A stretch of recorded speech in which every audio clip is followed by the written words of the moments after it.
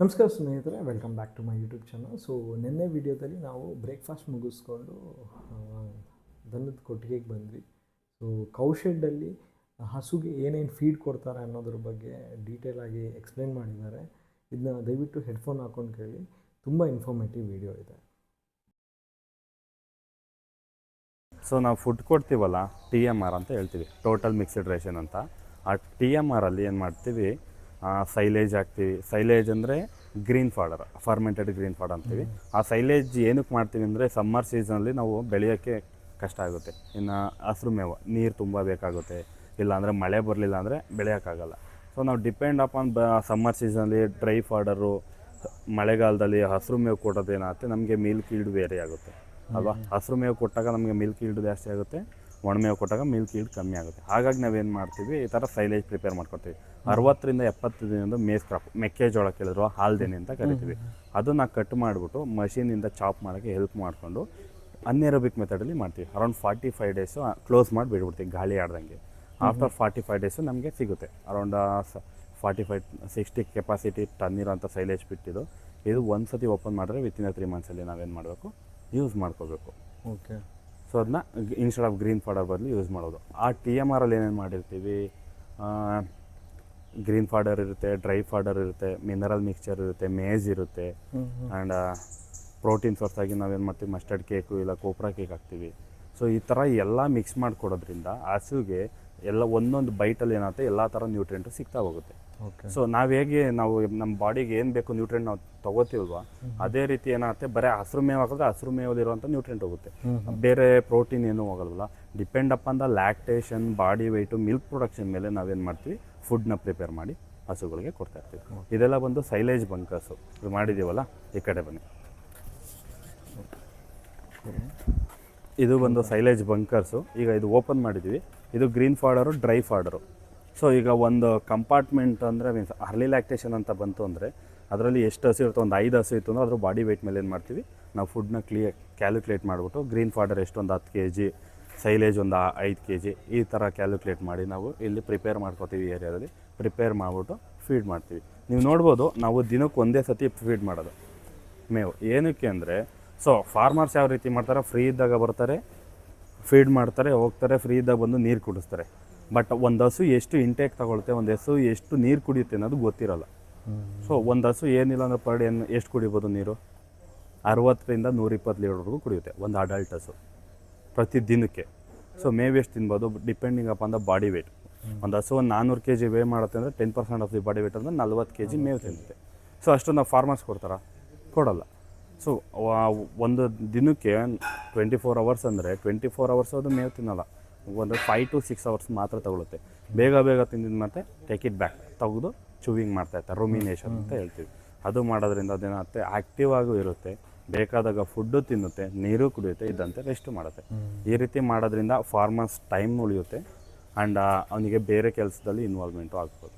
Like ಬೇರೆ ಕೆಲಸ ಅಂದರೆ ವೆಜಿಟೇಬಲ್ ಬೆಳೆಯೋದ್ರಲ್ಲಿ ಆಗ್ಬೋದು, ಇಲ್ಲ ಬೀ ಫಾರ್ಮಿಂಗ್ ಮಾಡ್ಕೋಬೋದು, ನಾನ್ ಡೈರಿ ಮೀನ್ಸ್ ಟೆಂಡರ್ ಕೊಕೊನೆಟ್ ಕೊಡ್ಬೋದು, ಕಾಯಿ ಕೊಡ್ಬೋದು. ಈ ಥರನಾರು ಎಂಗೇಜ್ ಆದರೆ ಮಲ್ಟಿಪಲ್ ಸೋರ್ಸಲ್ಲಿ ನಾವೇನು ಮಾಡಬೇಕು, ಹನ್ ಮಾಡಬೇಕು. ನಮ್ಮ ಉದ್ದೇಶ ಅಷ್ಟೇ, ಅಕ್ಷಯಕಲ್ಪ. ಅದು ನೀವು ಏನೇ ಹನ್ ಮಾಡಿದ್ರು ಮಲ್ಟಿಪಲ್ ಸೋರ್ಸಲ್ಲಿ ಹನ್ ಮಾಡಿ. ನೋಡ್ತೀನಿ ಅಂದರೆ ಪ್ರಿಪೇರ್ ಮಾಡ್ತಾರೆ ಜಸ್ಟ್ 2 ಮಿನಿಟ್ಸಲ್ಲಿ ನೋಡ್ಬೋದು. ಬೇಕಾದ್ರೆ ಒಂದು ಶಾರ್ಟ್ ತೊಗೋಬೋದು, ಬರ್ತಾರಿಲ್ಲ ಮಾಡ್ಬೋದು. ಇಲ್ಲಾಂದರೆ ಜೋಳ ಬೇಕಾಗಲ್ಲ, ಅದ್ರ ಜೊತೆಗೆ ಶುಗರ್ ಕೇನ್ ಯೂಸ್ ಮಾಡ್ಬೋದು, ಕಬ್ಬು ಯೂಸ್ ಮಾಡ್ಬೋದು. ಇಲ್ಲ ಅಂದರೆ ಫರ್ಮೆಂಟೇಷನ್ಗೆ ಹೆಲ್ಪ್ ಆಗಬೇಕು ಅಂದರೆ ಇದು ಯೂಸ್ ಮಾಡಬೇಕು, ಬೆಲ್ಲದ ನೀರು ಆಗ್ಬೋದು, ಇಲ್ಲಾಂದರೆ ಬಾಳೆಹಣ್ಣು ಆಗ್ಬೋದು, ಹಣ್ಣಾಗಿರೋ ಬಾಳೆಹಣ್ಣು ಆಗ್ಬೋದು. ಇದನ್ನು ಯೂಸ್ ಮಾಡಿ ಮಾಡೋದು, ಯಾಕೆಂದರೆ ಫರ್ಮೆಂಟೇಷನ್ ಆಗಬೇಕಲ್ಲ. ಎಲ್ಲರ ಮಜ್ಜಿಗೆನೂ ಯೂಸ್ ಮಾಡ್ತಾರೆ. ಅಡ್ಜಸ್ಟ್ ಏನು ಮಾಡಬೇಕು, ಮಿಕ್ಸ್ ಮಾಡಿ ಚಾಪ್ ಮಾಡ್ಬೇಕಾದ್ರೆ ಕೊಟ್ಟು ಅನ್ಎರೋಬಿಕ್ ಮಾಡೋದಕ್ಕೆ ಫುಲ್ ಟೈಟಾಗಿ ಇದನ್ನ ಪ್ರೆಸ್ ಮಾಡಬೇಕು. ಇಲ್ಲ ನೇನು ಮಾಡೋದು ಬೇಡ. ಆ ಬೆಲ್ಲದ ನೀರನ್ನ ಮೇಲೆ ಸ್ಪ್ರೇ ಮಾಡಿಬಿಟ್ಟು ಕ್ಲೋಸ್ ಮಾಡಿಬಿಡ್ಬೇಕು, ಟಾರ್ಪಲ್ಲು ಕ್ಲೋಸ್ ಮಾಡಿಬಿಟ್ಟು ಪ್ರೆಸ್ ಮಾಡಿಬಿಡ್ಬೇಕು. ಪ್ರೆಸ್ ಅಂದರೆ vacuum press type, full tight ಆಗಬೇಕು. ಟೈಟ್ ಆದಮೇಲೆ ಏನಾಗುತ್ತೆ, ಕಂಪ್ಲೀಟ್ ಅನ್ನಿರಬೇಕಾಗುತ್ತೆ. ಇಲ್ಲಾಂದರೆ ಇನ್ ಕೇಸ್ ಲೂಸ್ ಆಯಿತು ಅಂದರೆ ಏನಾಗುತ್ತೆ, ಸ್ಮೆಲ್ ಜನ್ರೇಟ್ ಆಗುತ್ತೆ, ಕೊಳ್ತೋಗುತ್ತೆ, ವೇಸ್ಟ್ ಅದು. ಸೊ ಫರ್ಮೆಂಟೇಷನ್ ಅಂದರೆ ಕಳಿಯೋದು ಅಂತ ಹೇಳ್ತೀವಿ ಕನ್ನಡದಲ್ಲಿ. ಕಳ್ತಿರೋ ಪ್ರಾಡಕ್ಟು ಒಳ್ಳೆಯದು, ಕೊಳ್ತು ಹೋದರೆ ಅದು ಗೊಬ್ಬರ. ಯಾವತ್ತೂ ಕಳಿಬೇಕು ಪ್ರಾಡಕ್ಟು. ಈಗ ನಾವು ಒಂದು ಬಾಳೆಹಣ್ಣು ತೊಗೊಂಡ್ರೆ ಸ್ವಲ್ಪ ಹಣ್ಣು ಜಾಸ್ತಿ ಆಗಿರೋ ತಿಂತೀವಲ್ವ, ಕಳ್ತಿದೆ ಅಂತ. ಅದೇ ರೀತಿ ಇದು ಸೈಲೇಜ್ ಏನು ಹೆಲ್ಪ್ ಆಗುತ್ತೆ ಅಂದರೆ ಬೇಗ ಫಾಸ್ಟ್ ಡೈಜೆಷನ್ ಆಗುತ್ತೆ ಹಸುಗಳು. ಈಗ ನಾವು ಮನೆಯಲ್ಲೆಲ್ಲ ಮಾಡ್ಕೊಬೇಕು ಮಾಡ್ಬೋದು. ಸೊ ನೀವು ಈ ಥರ ಕಂಪಾರ್ಟ್ಮೆಂಟ್ ಮಾಡ್ಕೋಬೇಕು ಅಂತ ಏನಿಲ್ಲ. ಸೈಲೇಜ್ ಬಾಕ್ಸ್ ಬರುತ್ತೆ ನಿಮಗೆ, ಅರೌಂಡ್ 1 ಟನ್ 5 ಕೆಪಾಸಿಟಿದೆಲ್ಲ ಬರುತ್ತೆ. ಆ ಬ್ಯಾಗ್ಸಿಗೆ ಫಿಲ್ ಮಾಡಿ ಕ್ಲೋಸ್ ಮಾಡಿಬಿಟ್ಬಿಟ್ರೆ ಅದನ್ನು ಯೂಸ್ ಮಾಡ್ಕೋಬೋದು. ಪ್ಲಾಸ್ಟಿಕ್ ಬ್ಯಾಗ್ಸ್ ಇಲ್ಲಿದೆಯಲ್ಲ, ನಮ್ಮಲ್ಲಿ ಸಿಗುತ್ತೆ ಪ್ಲಾಸ್ಟಿಕ್ ಬ್ಯಾಗ್ಸ್. ಇವತ್ತು ನಾವು ಕ್ಯಾರಿ ಮಾಡ್ಕೊಂಡು ನಾನು ಚೆಕ್ ಮಾಡ್ತೀನಿ, ಇರ್ತೀರಲ್ಲ ಮಧ್ಯಾಹ್ನದವರೆಗೂ 9:30 ಬರ್ತಾರೆ, ಕೇಳ್ತೀನಿ. ಸ್ಟಾಕ್ ಇತ್ತು ಅಂದರೆ ಕೊಡ್ತಾರೆ. So instead of dry fodder ನಾವೇನು ಮಾಡ್ತೀವಿ, ಕೊಂಬು ನೇಪಿಯರ್ ಬರುತ್ತೆ. ಅದನ್ನು ಕೇಳಿದ್ದೀನಿ ಮೇಡಮ್. ಅದು ಸ್ವಲ್ಪ ಸ್ಟೆಮ್ ಬೇಕಾ? ಓಕೆ, ನಾನು ಮಾತಾಡ್ತೀನಿ. ಅದನ್ನು ಕೊಂಬು ನೇಪಿಯರು, ಆಮೇಲೆ ಇನ್ನೊಂದೇನು ಸೂಪರ್ ನೇಪಿಯರು. ಅದು ಸ್ವಲ್ಪ ಐ ಥಿಂಕ್ ಸ್ಟೆಮ್ ₹1 ಇರಬೇಕು ಒಂದು. ಎಷ್ಟು ಕೇಳಿದೆ ನಾನು? ಒಂದು 200 ಸಿ ನೋಡಿ, ಒಂದು ಸತಿ ನೀವು ಒಂದು ಸ್ಟೆಮ್ ಹಾಕಿದ್ರೆ ಅದು ಬಂಚಸ್ ಆಗುತ್ತೆ, ಬ್ರಾಂಚಸ್ಸು. ಆ ಬ್ರಾಂಚಸ್ನ ನೀವು ಕಟ್ ಮಾಡಿ ಬೇರೆ ಕಡೆಗೆ ನೀವು ಪ್ಲಾಂಟೇಶನ್ ಅದನ್ನ ಉಳ್ಮೆ ಮಾಡಿ ಹಾಕ್ಬೇಕಾ? ಖಂಡಿತ ಒಂದು ಸತಿ ಟ್ಯಾಕ್ಟ್ರಲ್ಲಿ ಓಡಿಸ್ಬಿಡಿ, ಜಸ್ಟ್ ಇದು ಮಾಡ್ಕೊಂಬಂದು ಪ್ಲಾಂಟೇಶನ್ ಮಾಡ್ಕೊಂಬಂದು ನಾರ್ಮಲ್ ನೀರು ಗೊಬ್ಬರ ಕೊಟ್ಟು. ಒಂದು 5 years ತನಕ ಮತ್ತೆ ಮಾಡ್ಬೋದು, ಇಲ್ಲ ಮತ್ತೆ ಸೊ ಯೂಶ್ವಲಿ ಏನು ಮಾಡಿ ಗೊತ್ತಾ, 1 year ಇಲ್ಲ 1.5, ಈಗ 1 year 1.5 year ಯೂಸ್ ಮಾಡ್ಕೊಳ್ಳಿ. ಕಟಾವು ಮಾಡಿ ಅದನ್ನು ರಿಮೂವ್ ಮಾಡಿ ಬೇರೆ ಪ್ಲಾಟ್ಗೆ ಕ್ರಾಪ್ ರೊಟೇಷನ್ ಮಾಡೋದ್ರಿಂದ ಸಾಯಿಲ್ ಫರ್ಟಿಲಿಟಿನೂ ಇಂಪ್ರೂವ್ ಆಗುತ್ತೆ. ಇಲ್ಲಿ ಕುಂಬು ಹಾಕಿ ಅಲ್ಲಿ ಸೂಪರ್ ಹಾಕಿ ಫಸ್ಟ್ ಏನು ಮಾಡಬೇಕು, ಸೂಪರ್ ನೆಪಿಯರ್ ಪ್ಲಾಂಟೇಶನ್ ಮಾಡಿ. ಸೂಪರ್ ನೆಪಿಯರ್ ಸ್ಟಾರ್ಟ್ ಆಯಿತು, ಹೀಲ್ಡ್ ಬರೋಕ್ಕೆ ಸ್ಟಾರ್ಟ್ ಆಯಿತು, ಆಮೇಲೆ ಕುಂಬು ಹೋಗಿ. ಯಾಕೆಂದರೆ ಇದು ಫಿನಿಶ್ ಆಗೋದ್ರೊಳಗೆ ಅದು ರೆಡಿ ಇರಬೇಕು. ಎರಡು ಸೈಲೇಜ್ಗೆ ಸೂಪರ್ ಅದು ಮಾಡ್ಕೊಳ್ಳಿ. ಈಗ 2 ಒಟ್ಟಿಗೆ ಮಾಡಿದ್ರೆ ಏನಾಗುತ್ತೆ ಸರ್, ನಿಮಗೆ ಈಗ ನೀವು ಒಂದು 4 ಹಸು ಸಾಕಿರ್ತೀರ, ಸರಿನಾ? ಈಗ ಸೂಪರ್ ನೆಪಿಯರು ಕುಂಬು ನೆಪಿಯರು ಒಟ್ಟಿಗೆ ಬೆಳೆದ್ಬಿಟ್ರಿ, 2 ಮೇವು ಹಟ್ಟೆ ಟೈಮ್ ಬಂತು. ಏನು ಮಾಡ್ತೀರಾ, ಕುಂಬು ಡ್ರೈ ಮಾಡ್ಕೋತೀರಾ, ಸೂಪರ್ ಸೈಲೇಜ್ ಯೂಸ್ ಮಾಡ್ಕೋತೀರ. ನಿಮಗೆ ಗ್ರೀನ್ ಫಾಡರ್ ಎಲ್ಲಿ ಸಿಗುತ್ತೆ ನೆಕ್ಸ್ಟ್ ಅಪ್ ಟು 2.5 monthsವರೆಗೂ ನೆಕ್ಸ್ಟ್ ಬರೋದು. ಅಲ್ಲಿವರೆಗೂ ನೀವೇನು ಮಾಡ್ತೀರಾ ಗ್ರೀನ್ ಫಾಡರ್ಗೆ?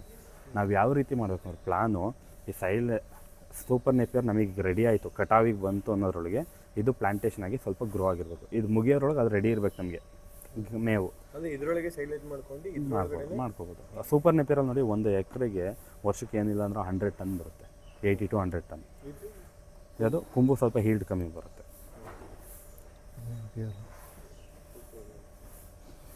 ಈ 1 ಎಕರೆ ಅದು ಬೆಳೀತಾ ಇದ್ರೆ ಅದಾದಮೇಲೆ ಇದೊಂದು ಹೌದು, ಯಾವತ್ತೂ ಮಲ್ಟಿಪಲ್ ಸೋರ್ಸಲ್ಲಿ ಇರಬೇಕು. ನಾವು ಅಟ್ ಎ ಟೈಮ್ ಎಲ್ಲ ತೊಗೊಂಡ್ರೆ ಎಲ್ಲ ವೇಸ್ಟ್ ಆಗುತ್ತೆ ನಮಗೆ. ಆಮೇಲೆ ಈ 1.5 ವರ್ಷ ಆದಮೇಲೆ ಇದನ್ನು ಈ ಕಡೆ ಕುಂಬು ಹಾಕಬೇಕು, ಈ ಕಡೆ ಚೇಂಜ್ ಮಾಡಬೇಕು. ಯಾಕೆಂದರೆ ಇದರಲ್ಲಿರೋಂಥ ನ್ಯೂಟ್ರಿಯನ್ ಇದು ಬೇರೆ ಥರ ನ್ಯೂಟ್ರಿಯನ್ ತೊಗೊಳ್ತಾರೆ, ಅದನ್ನ ಬೇರೆ ನ್ಯೂಟ್ರಿಯನ್. ಅಡಿಕೆ ಒಳಗಡೆ ಮಧ್ಯೆ ಎಲ್ಲ ಹಾಕ್ಬೋದು. ಅಡಿಕೆ ಒಳಗೆ ಹಾಕ್ಬೋದು, ಬಟ್ ಏನಾಗುತ್ತೆ ಅಂದರೆ ಅಡಿಕೆ ಮರ ಡೌನ್ ಆಗ್ತವೆ. ಬೆಸ್ಟ್ ಯಾವ್ದಾರ ಹೊಲ ಟೈಪ್ ಇದ್ದರೆ ಅದಕ್ಕೆ ಹಾಕೋದು ಬೆಸ್ಟು. ಏನಾಗುತ್ತೆ ಅಂದರೆ ನಾವು ಕೊಡೋಂಥ ಮಣ್ಣು ಗೊಬ್ಬರ ತುಂಬ ಹೇಳ್ಕೊಳ್ಳುತ್ತದೆ. ಬನ್ನಿ ಕಡೆ. ಅಂದರೆ ಇದು ಇವಾಗ ಬೆಟ್ಟ ಗುಡ್ಡ ಆ ಥರ ಪ್ಲೇಸ್ ಇರುತ್ತಲ್ಲ, ಆ ಥರದ್ರಲ್ಲಿ ಕಷ್ಟ ಅಲ್ಲ ಅದು? ಕಷ್ಟ ಅಂತೇನಿಲ್ಲ, ಮಾಡ್ಬೋದು ಸರ್. ನೀರು ನಿಲ್ಲೋದು ಕಷ್ಟ ಇರುತ್ತಲ್ವ ಅಲ್ಲಿ? ಅಲ್ಲ, ಡ್ರಿಪ್ಪದು ಪೈಪ್ ಬಿಟ್ಟಿರ್ತೀವಿ. ಮಾಡ್ಬೋದು. ಬಟ್ ಏನಾಗುತ್ತೆ ಅಂದರೆ ಈ ಥರ ಇರುತ್ತಲ್ವ, ಇಳಿಜಾರು ಇರುತ್ತೆ, ಡ್ರಿಪ್ ಆಗಿರುತ್ತೆ. ನೆಕ್ಸ್ಟ್ ಕಲ್ಟಿವೇಟ್ ಟೈಮ್ಗೆ ಮತ್ತೆ ಡ್ರಿಪ್ ತೆಗಿಬೇಕು, ಅದೊಂದು ರಿಸ್ಕ್ ಇರುತ್ತೆ. ಬಿಟ್ಟರೆ ಆರಾಮಾಗಿ ಬೆಳ್ಕೊಬೋದು. ಸೊ ನಾವು ಯಾವತ್ತು ಗೊತ್ತಲ್ಲ ನಿಮಗೆ, ಇಳಿಜಾರಿಗೆ ಅಡ್ಡಲಾಗಿ ಉಳುಮೆ ಮಾಡಬೇಕು ಅಂತ ಇರುತ್ತೆ. ಸೊ ಇಲ್ಲಿ ನಾವು ಸ್ಟೆಮ್ ಹಾಕಿದ್ವಿ, ಈಗ ಒಂದು ಜಾಗ ಅಂದರೆ ಇಲ್ಲಿ ಸ್ಟೆಮ್ ಹಾಕಿದ್ವಿ ಅಂದರೆ ಇಲ್ಲಿಂದ 1 ಅಡಿ 1.5 ಅಡಿಗೆ ನಾವು ಗೆರೆ ಹಾಕ್ಸ್ಬೇಕು, ಮೀನ್ಸ್ ಉಕ್ಕೆ ಹೊಡಿಬೇಕು. ಅವಾಗ ಏನಾಗುತ್ತೆ, ನೀರು ಬಂದಿದ್ದು ಅಲ್ಲಿ ನಿಲ್ಲುತ್ತೆ, ಮುಂದೆ ಹೋಗಲ್ಲ. ಆ ಥರ ಮಾಡೋದ್ರಿಂದ ಏನಾಗುತ್ತೆ, ನಮಗೆ ನೀರು ನಿಲ್ಲುತ್ತೆ. ನೀರನ್ನ ನಾವು ಕೊಡೋದು ಕಮ್ಮಿ ಮಾಡಿ, ಮಳೆ ಜಾಸ್ತಿ ಇತ್ತು.